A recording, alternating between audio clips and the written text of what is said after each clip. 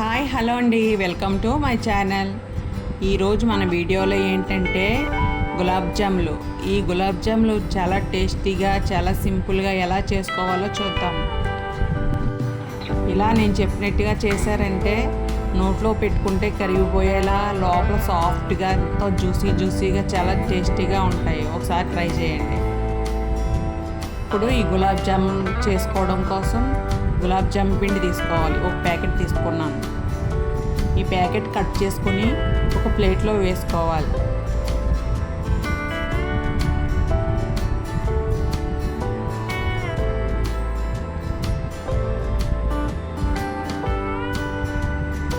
ఇలా ప్లేట్లో వేసుకున్న తర్వాత కొద్దిగా నీళ్ళు వేసుకుంటూ కలుపుకోవాలి.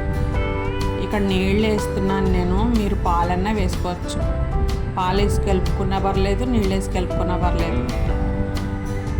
ఇలా కొద్దిగా నీళ్ళు వేసుకుంటూ సాఫ్ట్గా కలుపుకోవాలి. పిండి ఏళ్ళతోనే కలుపుకోవాలి. ఇలా చేతితో గట్టిగా పిసుకుతూ కలిపారంటే ఈ గులాబ్ జామున్ అసలు లోపల బాగోవు. ఇలా వేళ్ళతోనే కలుపుకోవాలి. ఇలా కలుపుకున్న తర్వాత ఒక స్పూను ఆయిల్ వేసుకుని మళ్ళీ ఒకసారి బాగా కలుపుకోవాలి. ఇలా కలుపుకున్న తర్వాత ఈ పిండి మీద మూత పెట్టి పక్కన పెట్టుకోవాలి. ఈలోపు పాకం పెట్టుకుందాం. ఈ గులాబ్ జామున్కి ఇక్కడ 2 కప్పుల పంచదార తీసుకున్నాను. 2 కప్పుల నీళ్ళు వేసుకోవాలి. నేను పాకం తక్కువ పెట్టుకున్నాను. మీరు ఎక్కువ కావాలంటే 1 కప్పు పంచదారకి 2 కప్పులు నీళ్ళు వేసుకోవాలి.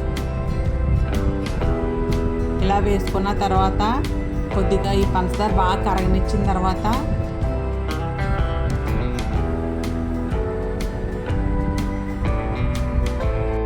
ఇది పాకం ఏమీ కాదు. ఇలా వేళ్ళతో పెట్టుకుంటే జిగురుగా అంటుకుంటే చాలు. ఈ పాకంలో ఒక 1/2 స్పూను యాలక్కాయల పొడి వేసుకొని కలుపుకొని పక్కన పెట్టుకోవాలి. ఇప్పుడు ఈ గులాబ్ జాములు ఎలా చేసుకోవాలో చూద్దాం. ఈ పిండి మీద మూత తీసి ఒకసారి బాగా కలుపుకోవాలి. ఒకసారి ఇలా కలుపుకున్న తర్వాత చిన్ని ఉండలు చేసుకుని పక్కన పెట్టుకోవాలి. పెద్దవి కాకుండా చిన్ని వేసుకుంటేనే బాగుంటాయి ఈ గులాబ్ జామున్. ఇలా ఉండలన్నీ చేసేసుకున్న తర్వాత ఒక ఉండ అరచేతిలో పెట్టుకొని గట్టిగా ఒకసారి నొక్కి పైన ఇలా పైన అంటే ఇలా రౌండ్గా వస్తాయన్నమాట. వదలసిపోకుండా గుండ్రంగా వస్తాయి.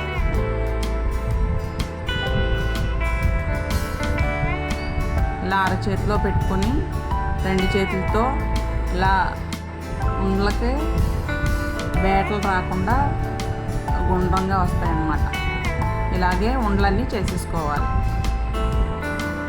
గట్టిగా నొక్కేయకుండా ఫస్ట్ నొక్కి తర్వాత లూజ్గా నొక్కితే ఉండ చాలా సాఫ్ట్గా వస్తుంది అన్నమాట.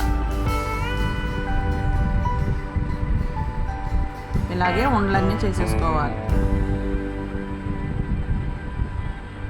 ఇలా నేను చూపించినట్టుగా చేసుకొని ఉండలన్నీ ఇలాగే చేసుకోవాలి.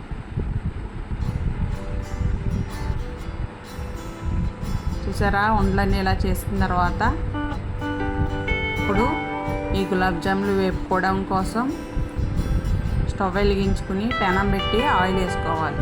ఈ ఉండలు ములిగేలా వేసుకోవాలి.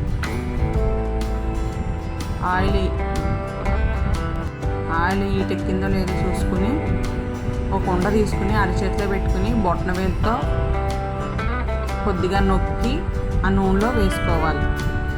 ఇలా నొక్కడం వల్ల ఏమవుతుందంటే లోపల ఉండలు లేకుండా లోపల నుంచి ఉడికి కొద్దిగా పొంగుతుంది అన్నమాట ఈ గులాబ్ జామ్.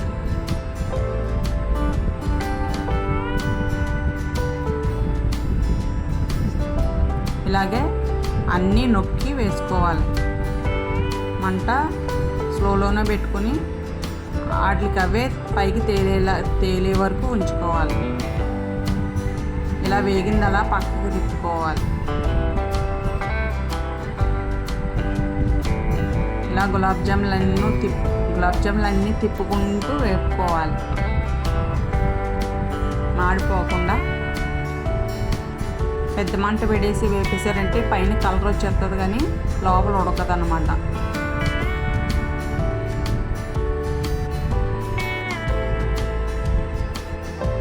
టైం పెట్టినా స్లోలో పెట్టుకుని బాగా వేపుకోవాలి.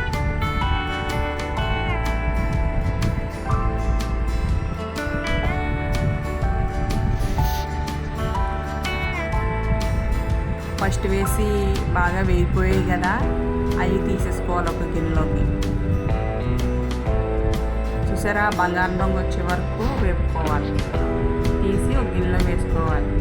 మిగతాయి కూడా బాగా వేపుకోవాలి.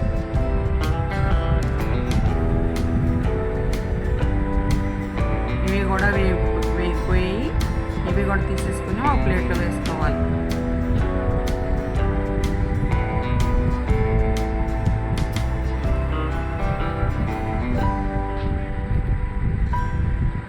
ఇలా తీసుకున్న తర్వాత ఆయిల్ ఉన్నది కదా, అది పక్కన పెట్టి పాకం చల్లారిపోయింది కాబట్టి మళ్ళీ స్టవ్ మీద పెట్టి కొద్దిగా వెచ్చబడినిచ్చి ఈ గులాబ్ జాములన్నీ ఆ పాకంలో వేసుకోవాలి. పాకంలో వేసి ఒకసారి బాగా కలిపేసి మూత పెట్టి ఒక 5 నిమిషాలు పక్కన పెట్టాలి. ఒక 5 నిమిషాల తర్వాత మూత తీసుకుంటే చూసారా, పాకం అంతా పీల్చేసి గులాబ్ జాములు ఎలా పొంగాయో.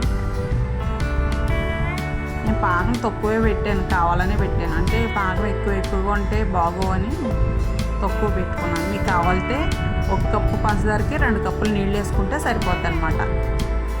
తర్వాత ఒక గిన్నెలో తీసుకుని చూసారు లోపల ఉండలేమి లేకుండా ఎంత సాఫ్ట్గా ఉన్నాయో. ఇలాగే నేను చెప్పినట్టుగా ఒకసారి ట్రై చేయండి. చాలా జ్యూసీగా చాలా టేస్టీగా ఉంటాయి గులాబ్ జామున్. అంతేనండి. ఈ వీడియో నచ్చిందంటే లైక్ చేయండి, షేర్ చేయండి. ఇలాంటి వీడియోల కోసం మా ఛానల్ సబ్స్క్రైబ్ చేయండి.